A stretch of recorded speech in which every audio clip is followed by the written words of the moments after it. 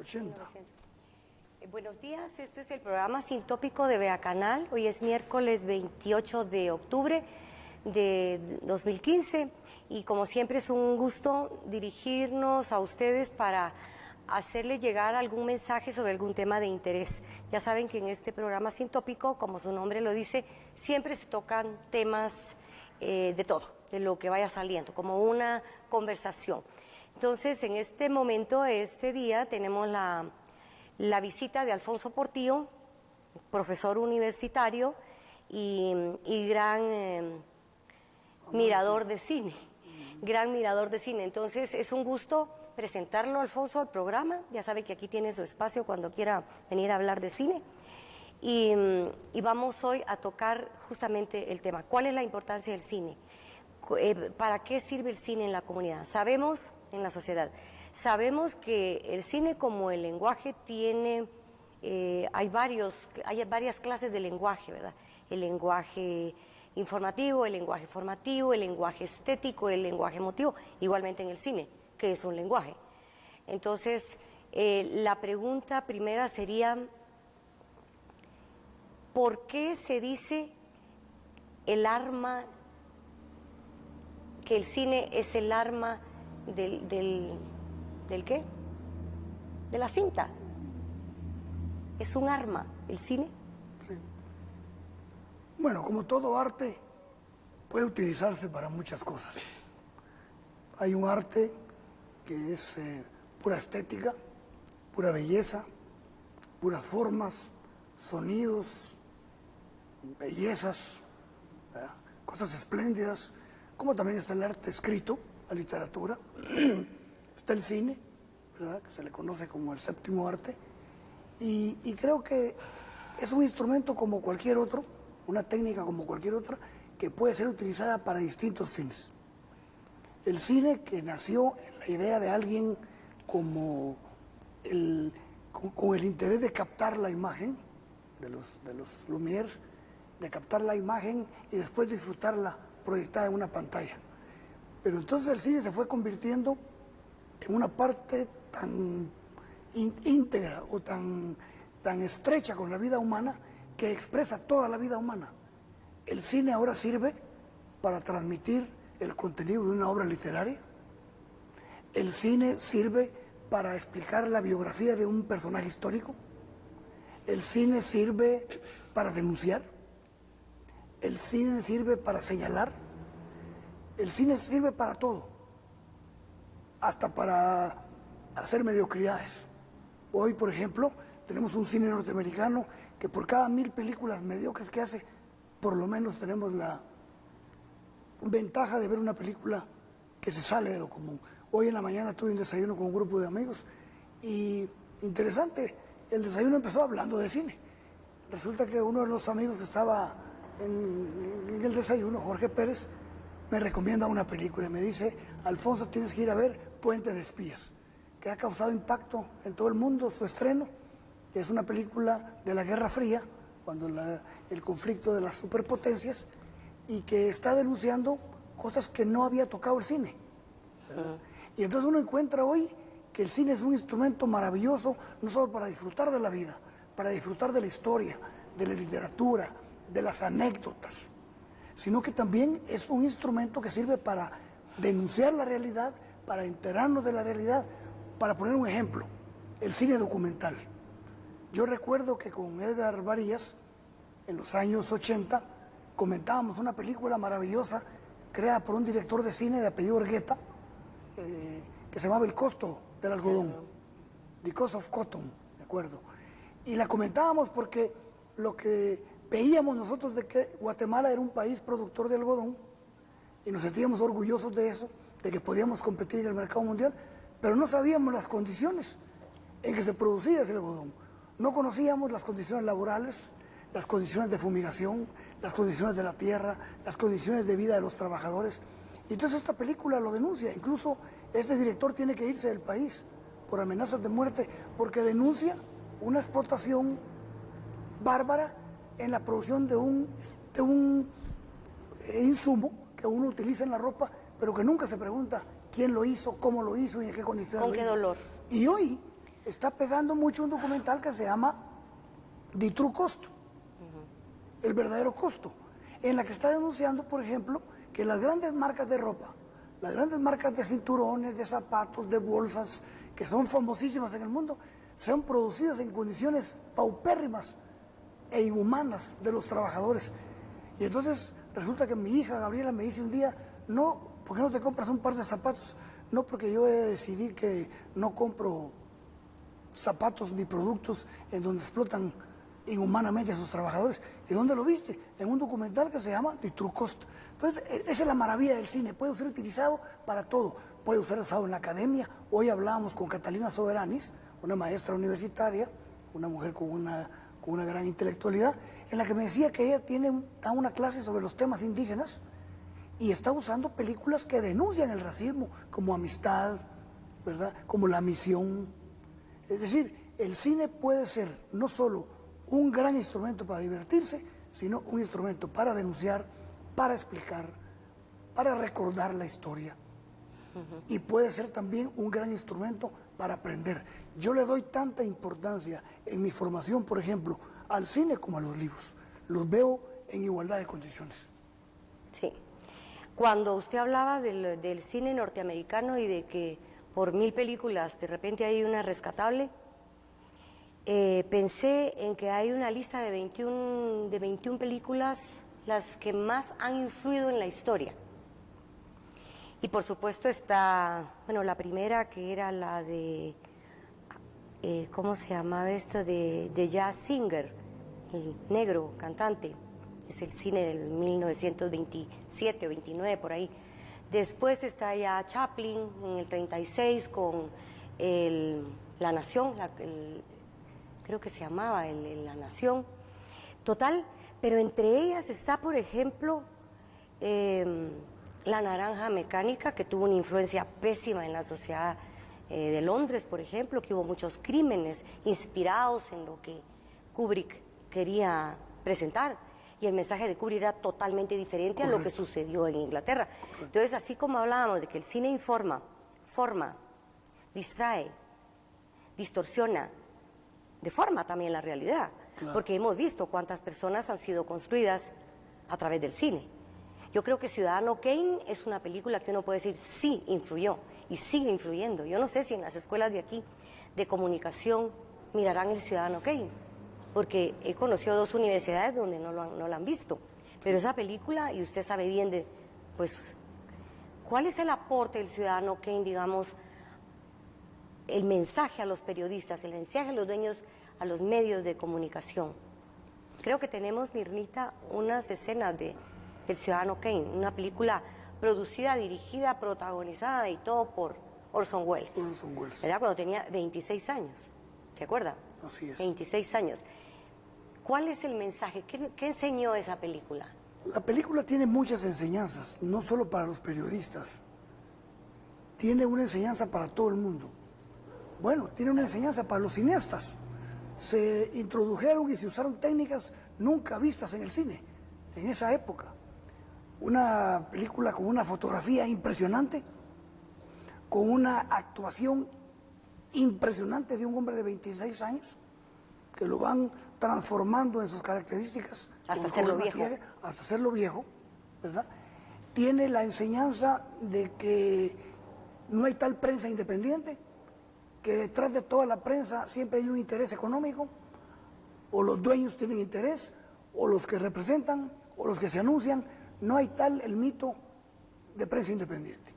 El que hoy está hablando de prensa independiente está haciendo metafísica, pero no está hablando de la realidad. Eso es un gran mensaje. Un mensaje de cómo se puede destruir la vida de alguien a través de la prensa.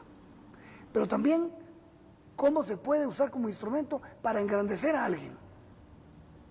Alguien que usa la prensa para saltar a la política y cree que con él puede obtener todo el poder del mundo.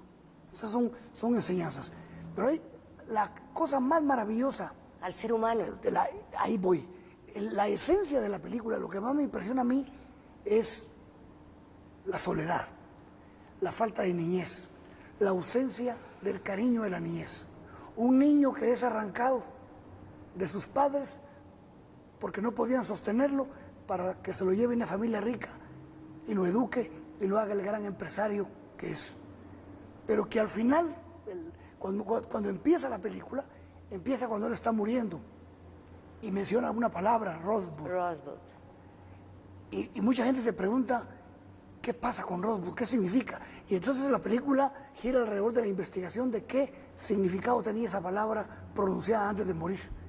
Y uno se da cuenta al final de la película que Rosebud era la marca del trineo que él usaba en la nieve.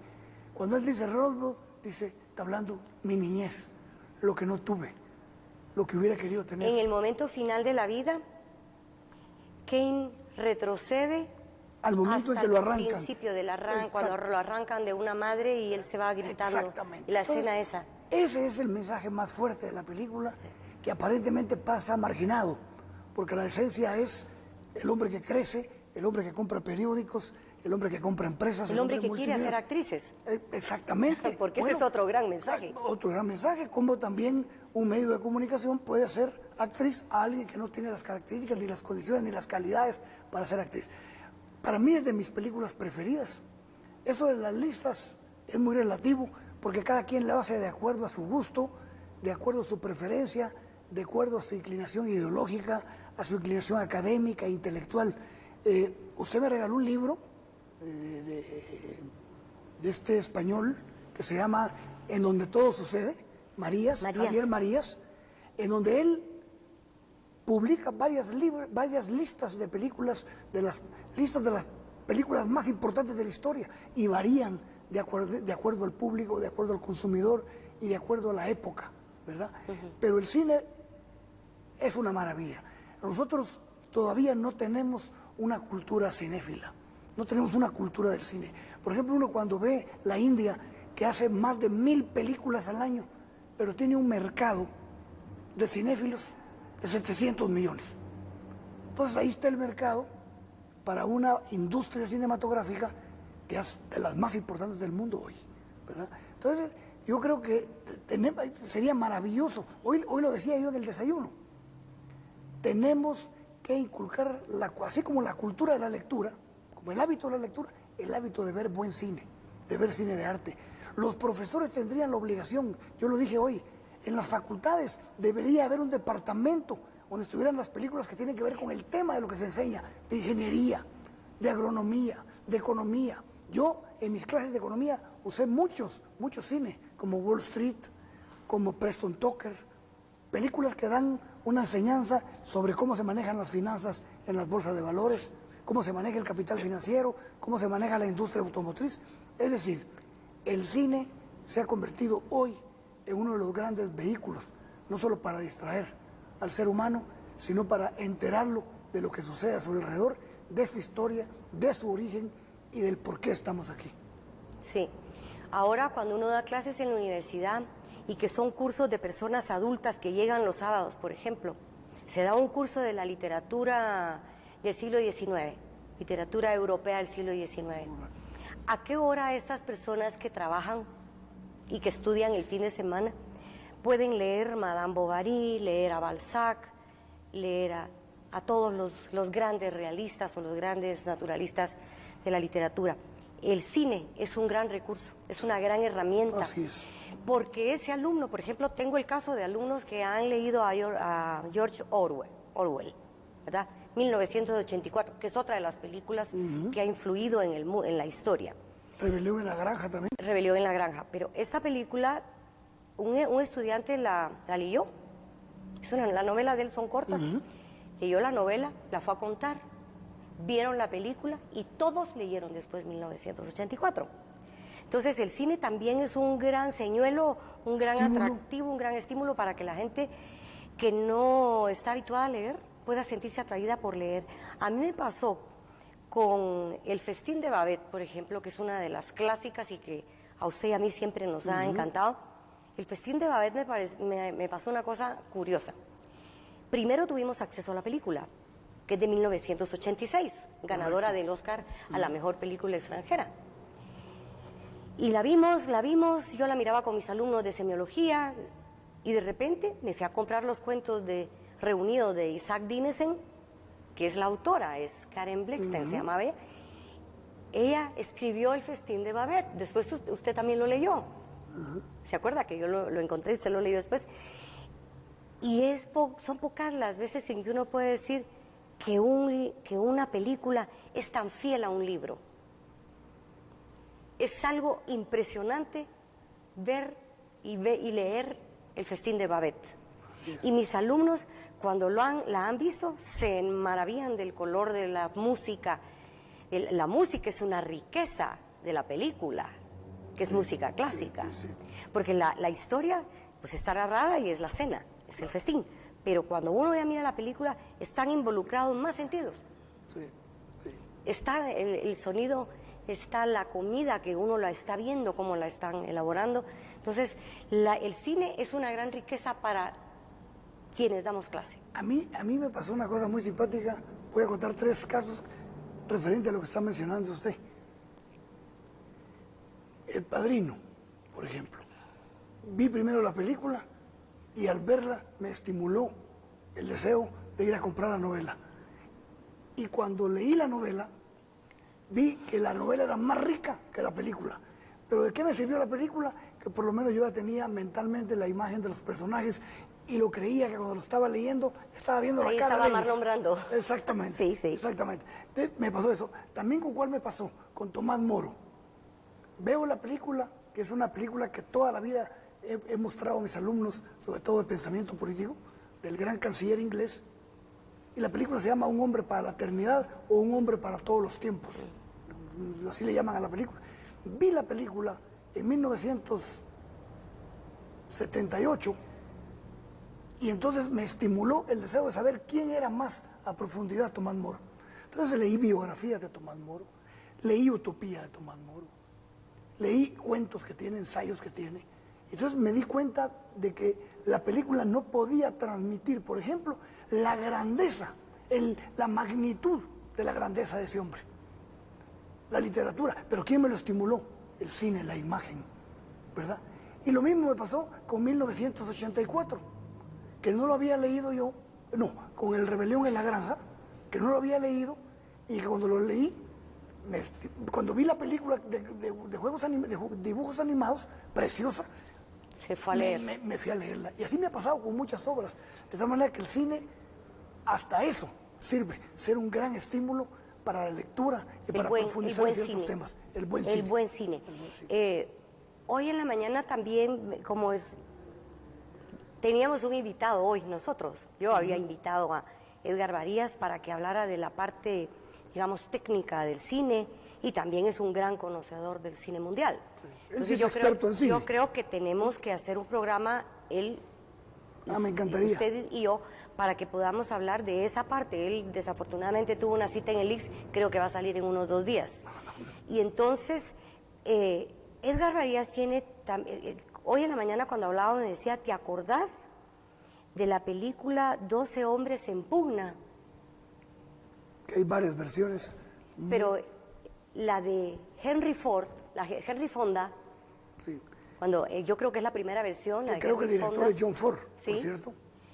En donde hay 12 hombres que son el jurado, ¿no? Así es. Que son el jurado y están discutiendo acerca del asesinato. Se retiran del tribunal para ir a deliberar sobre la culpabilidad o inocencia del juzgado. Y la pugna se da entre estos 12 hombres. Así es. En que es todo un debate. Yo he estado pendiente de un caso en España y a mí siempre me gusta el cine de grandes juicios, de grandes debates, ¿verdad? La defensa esa oral de las películas. Y yo estaba pensando en una película, estoy siguiendo, primero le voy a hablar de esto, un caso en España, el asesinato de una niña. Entonces el jurado ahí son 9 personas del pueblo, es el jurado del pueblo, así se llama.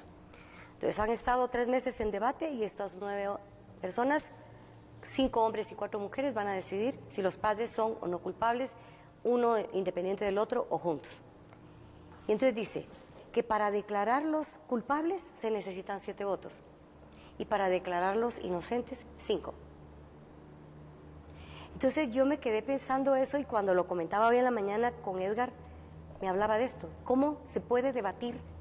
¿Cómo se puede hablar de la vida de dos personas como que si nosotros fuéramos los dueños jugando a ser Dios, decidiendo? Entonces, y cuando uno mira en el cine alemán, que hay una película que se llama El Acusado, en donde un muchacho, un adolescente, es acusado del asesinato de un niño. Y entonces todo lo acusa. Él estaba ahí, el lodo del lugar, una persona lo vio, la misma chumpa. Ya cuando tiene tiempo de estar en la cárcel se dan cuenta que la chumpa que lleva el hombre del video tiene una marca que no tiene la chumpa decomisada en la casa. Las pruebas de ADN, que las hicieron ya que el otro estaba destrozado, el niño y la familia, no coinciden. Entonces encuentran al otro y encuentran la chumpa. Pero mientras tanto, ya hubo gente de la fiscalía, de la prensa, especialmente la prensa morbosa, que se acerca a la casa a destruir más de lo que ya está destruida una familia. Y eso está en esta película, El Acusado. Es una película del cine alemán. Entonces yo creo que ese cine sí forma conciencia realmente. Es un cine que a uno lo pone a pensar. No es el cine ya hecho que le dan los gringos a uno para que uno ya no tenga nada que hacer. Ya digerido. Ya digerido, ya todo, como las noticias de la mañana en Guatemala, que ya no lo dejan a uno pensar nada porque ya todo está debatido, todo está analizado. Ya solo tiene uno que tragarse lo que digan los analistas. Entonces, ese papel de los medios, tanto de la televisión como del cine, así como pueden salvar una nación, que lo vimos ahora, como los medios contribuyeron a que Guatemala reaccionara y el pueblo se protestara, se saliera a protestar, eso también puede destruir tanto. Así es. Y lo estamos viendo. Después nos asustamos de que linchen al alcalde de Concepción, Sonora. ¿Por qué nos asustamos tanto? Si eso es lo que vemos todos los días en la televisión. Y es lo que promovemos. Eso es lo que promovemos. Yo no quería tocar este tema, pero creo que con nadie lo puedo hablar mejor que con usted. La manera en que agarraron a Roxana Valdetti. ¿Acaso Roxana Valdetti no es producto de todos ellos? ¿De toda la sociedad? Entonces, inocente o no, responsable o no de todo lo que la acusan, a ella le hicieron un linchamiento que pudo haber sido no metafórico, sino real. Sí. Cómo se comportaron los periodistas con ella cuando llegó a la torre. Yo hice comparaciones cómo lo recibía usted la prensa cuando llegaba a la torre. Por ti o una foto, hagamos. Y cuando ella llegaron, la empujaron. Sí. La trataron re mal, hasta que al final se caen las gradas porque ella estaba descontrolada totalmente. Sí, Ese es un linchamiento. Así es. Entonces El nosotros cine- estemos... y el cine tiene tantas historias sí.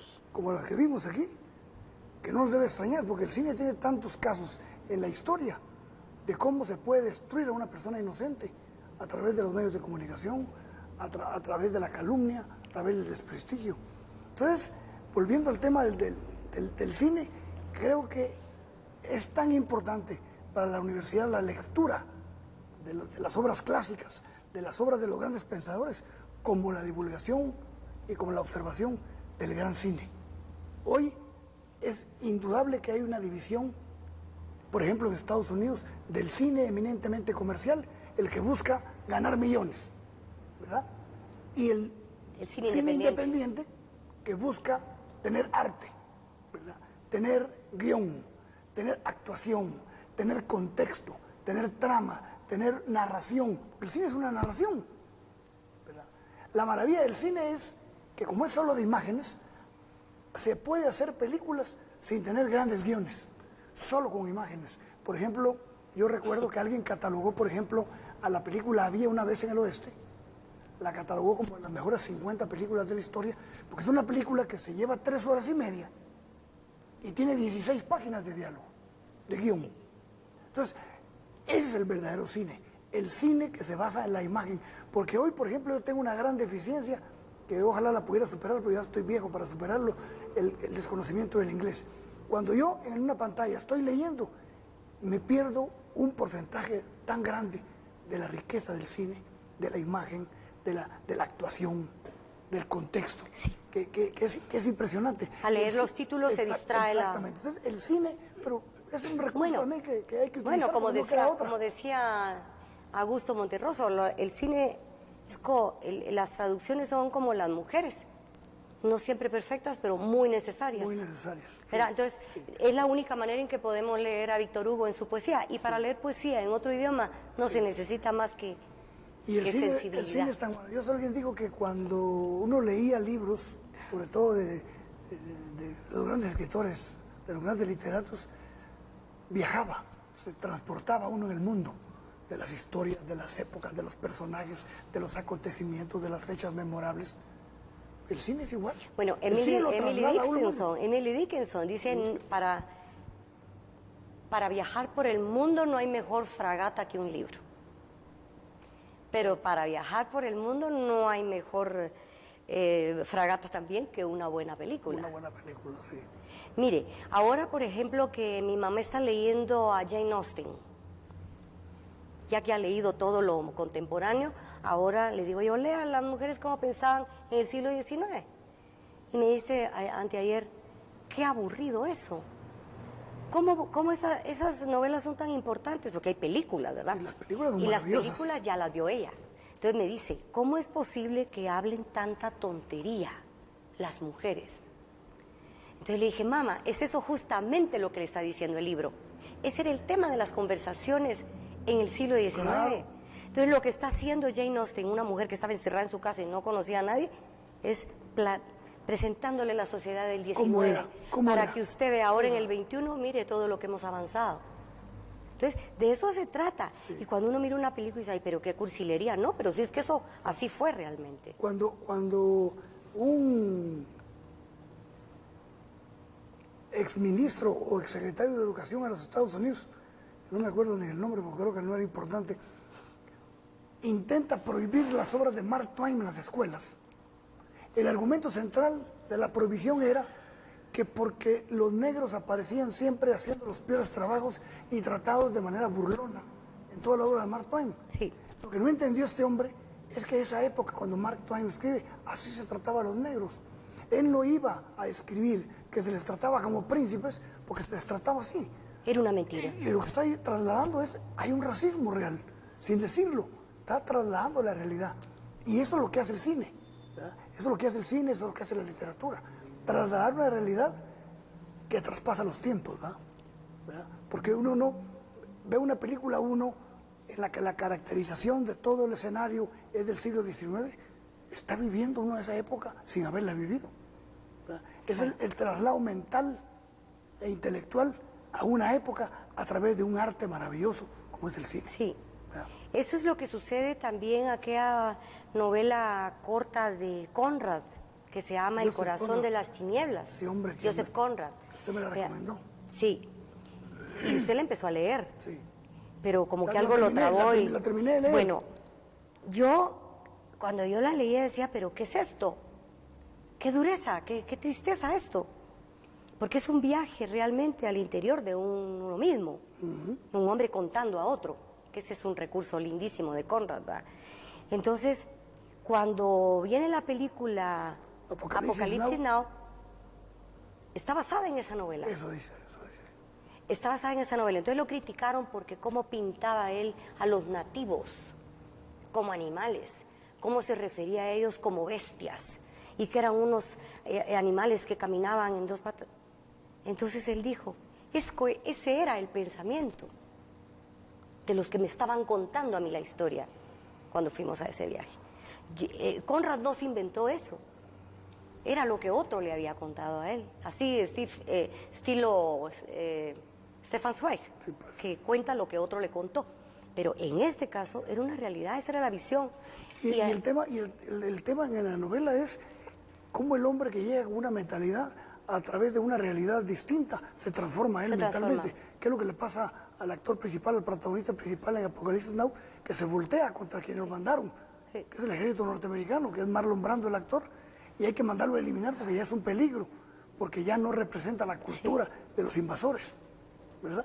¿Qué es lo que pasó también en América Latina con muchos sacerdotes que vinieron y que al ver esta realidad se transformaron y se inmiscuyeron en la situación política del país? A favor de los oprimidos. Exactamente. Y también pasa al contrario, ¿verdad?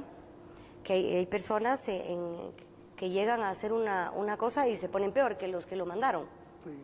Ahorita no sé por qué me acordé, hablando de eso, hay una película de John Ford.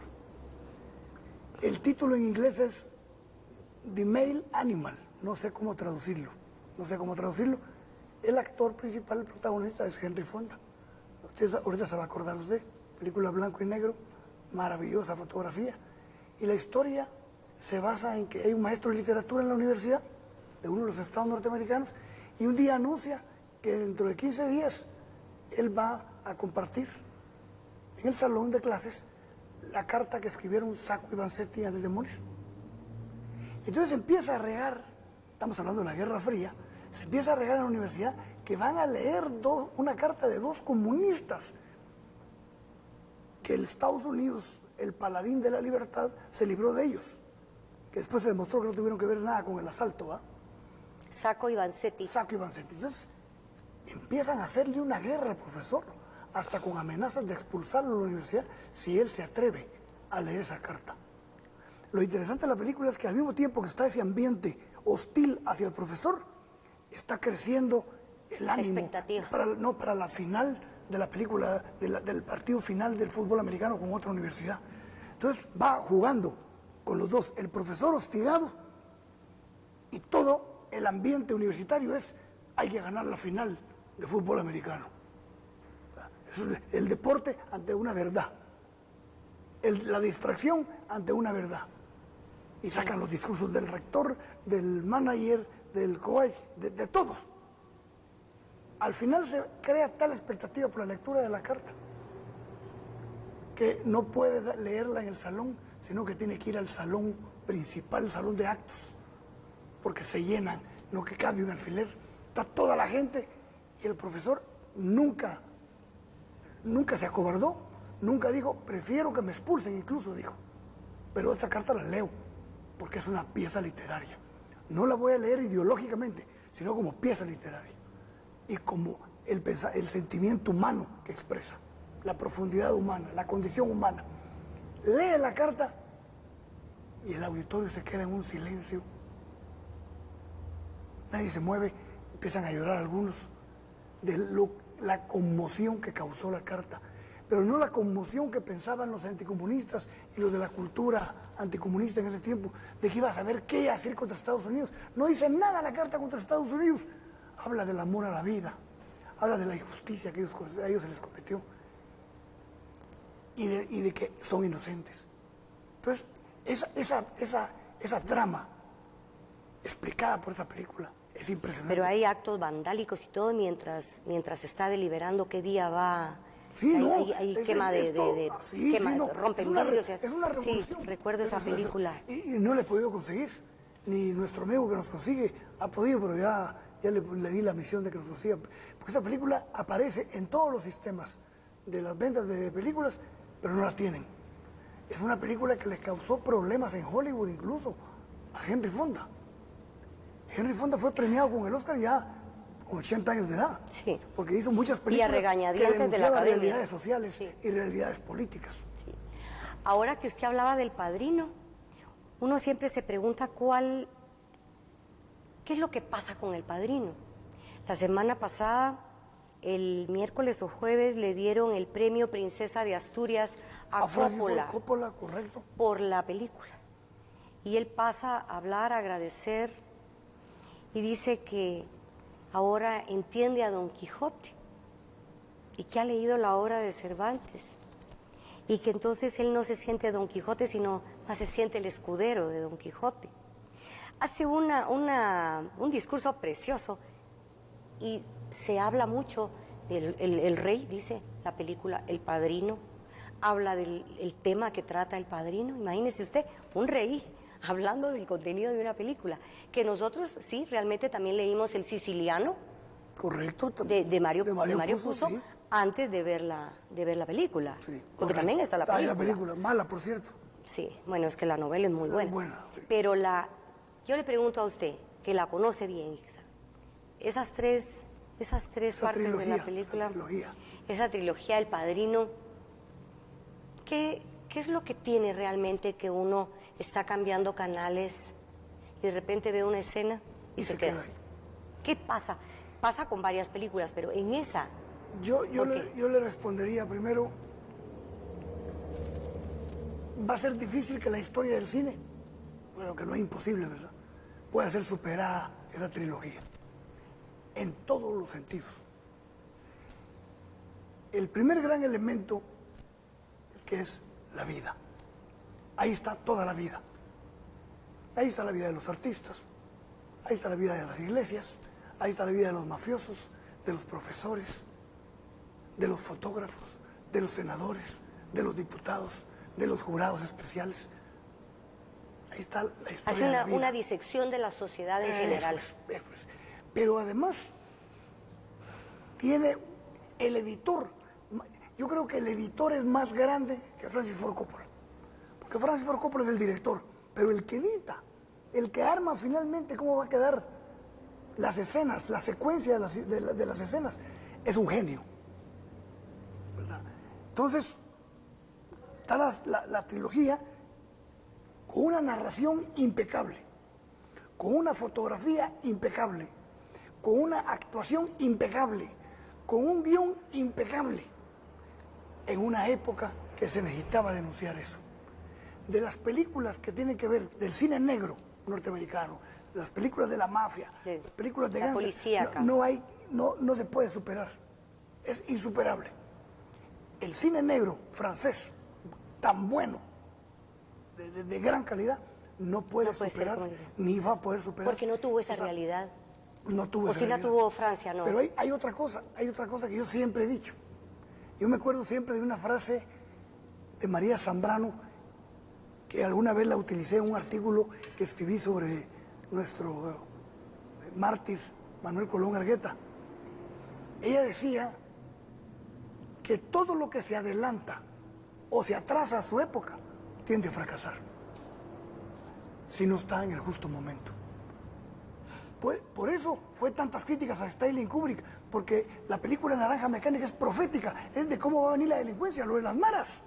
Está adelantándose de cómo va a vivir, qué es lo que está generando el capitalismo, el sistema capitalista. Está creando grandes ejércitos de marginados que son las maras de hoy y que están creciendo. Pero nunca lo entendieron en el momento, porque no era el momento que se estaba viviendo. Si hoy se ve Naranja Mecánica y dicen, pero es lo que estamos viviendo, el adelanto, ¿verdad? Entonces, ¿qué es lo que pasó con El Padrino? Salieron en el justo momento. John Locke, por ejemplo, para ver dos autores grandes. Thomas Hobbes.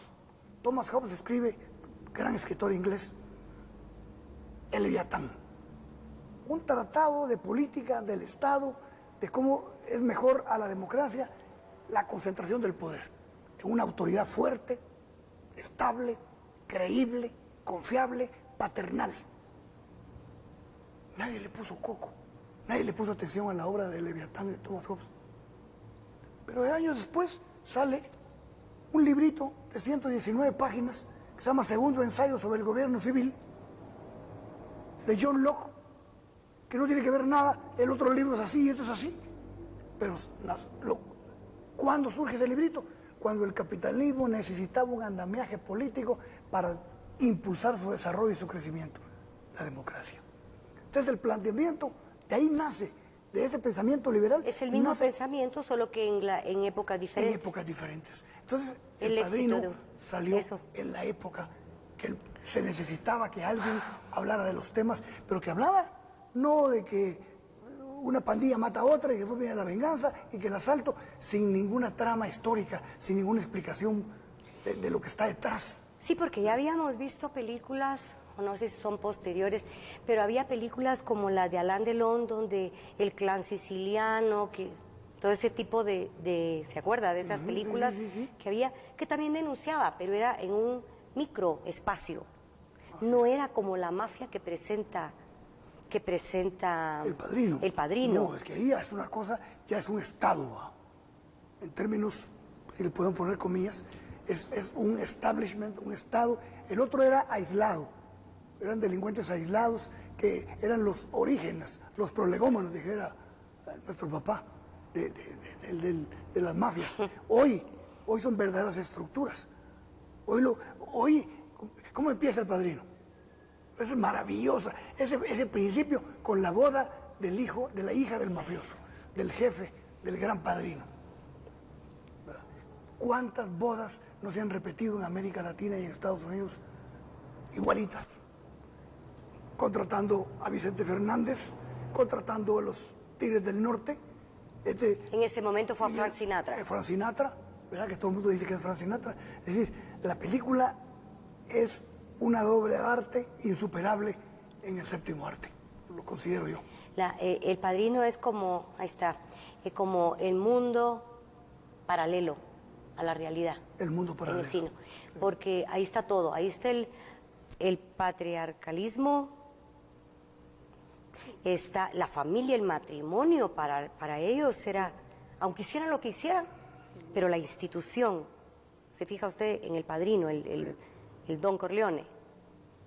Y mire el pedazo, mire la fase donde el padrino no quiere involucrar al hijo pequeño en los negocios, quiere que sea profesional, quiere que sea abogado, no solo para limpiar la familia, dice, que ya no quiere que sea mafioso su hijo, sino también para limpiar el capital. Por eso se mete en la iglesia, por eso busca socios con el Banco Ambrosiano. E involucra al Vaticano. Entonces, hoy, lo que nos dice la película hoy, las mafias ya no están como los presenta El Padrino en los Estados Unidos, pero están metidas en el sistema financiero, están metidos en la bolsa, están metidos en la empresa. Muchos de los grandes capitales hoy del mundo tienen origen mafioso, ¿verdad? Hoy se ha reacomodado, se recompuso la estructura mafiosa. En Italia le entraron a toda la estructura mafiosa, se reacondicionó. Hoy la estructura mafiosa tiene diputados, tiene senadores, tiene ministros, influye en el Estado, influye en las políticas, tal y como sucede en El Padrino. Eso lo estamos viviendo en Guatemala y lo estamos viviendo en muchos países de América Latina. Y todo disfrazado de una manera tan linda, con la música y con la fiesta, claro. Y todo, y subyacente, toda la... Ahí me recuerdo yo siempre de este capítulo en El Capital de Marx, cuando él habla de esencia y apariencia. Dice, el mundo, dice, ¿cómo empieza El Capital? El primer párrafo del capítulo 1 del Capital empieza: el mundo se nos aparece como un inmenso arsenal de mercancías. Miren lo que dice esa frase. El mundo, la vida, se nos aparece, claro, lo que vemos, como un inmenso, un mar, arsenal de mercancías. Haga de caso, entramos a un supermercado, este es el mundo de hoy, comprar. Comprar, se nos aparece. Pero ¿qué hay detrás de eso? De eso trata mi obra, dice Marx, de descubrir cómo se hace todo eso, ese arsenal de mercancías. Por eso él va de la apariencia del mundo capitalista a la esencia de cómo se produce, cómo es el proceso productivo, cómo es el proceso de distribución, cómo es el proceso de comercialización. Eso es justamente lo que Todorov hace en 1982, cuando habla del problema del otro, y que dice: el problema de los países europeos es que tenemos una visión del otro, hablando de los indios americanos, y especialmente España tenía una visión de esto, y por eso vinieron de esa manera. Y después habla: no comprendemos porque solo nos preocupamos por cómo consumir, pero nadie hace un análisis de lo que sucedió, que es lo que los estadísticos hablan del logit, algo así, de que hablan de, para estudiar ahora en estadística, tenemos que regresar a otro fenómeno para poder tener un referente. Así es. Entonces, cuando Todorov habla del otro, dice, nunca tenemos conciencia del otro. Y a eso él le llama el problema del otro. Y ahora hay una cosa más grave. Ahora no tenemos conciencia de nosotros mismos. Menos vamos a tener del otro. Entonces, hoy estoy leyendo un libro que, por cierto, ahí le tengo su ejemplar a usted porque lo encontré, que lo había comprado ya. El que dice El Ego. Ego se llama el libro, pero como subtítulo tiene Las trampas del capitalismo, escrito por un filósofo considerado de los pensadores más grandes y más influyentes del mundo, hoy en Europa.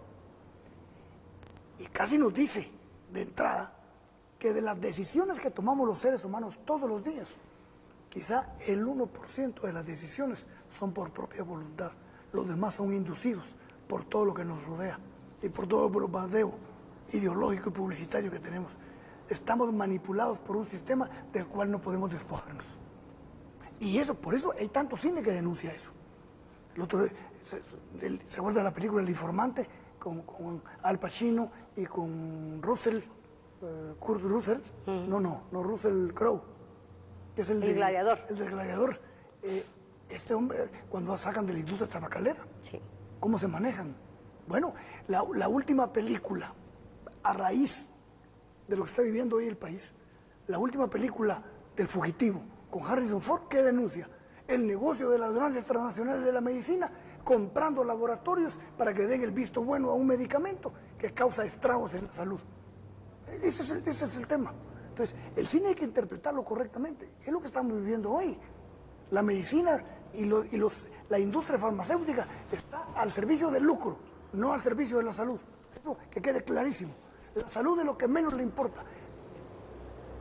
Y yo estoy de acuerdo que no todos los laboratorios, hay laboratorios que sí se preocupan por la salud y saben que como consecuencia de preocuparse por la salud, el hacer buenos productos y de buena calidad y de buen precio repercute en sus ganancias.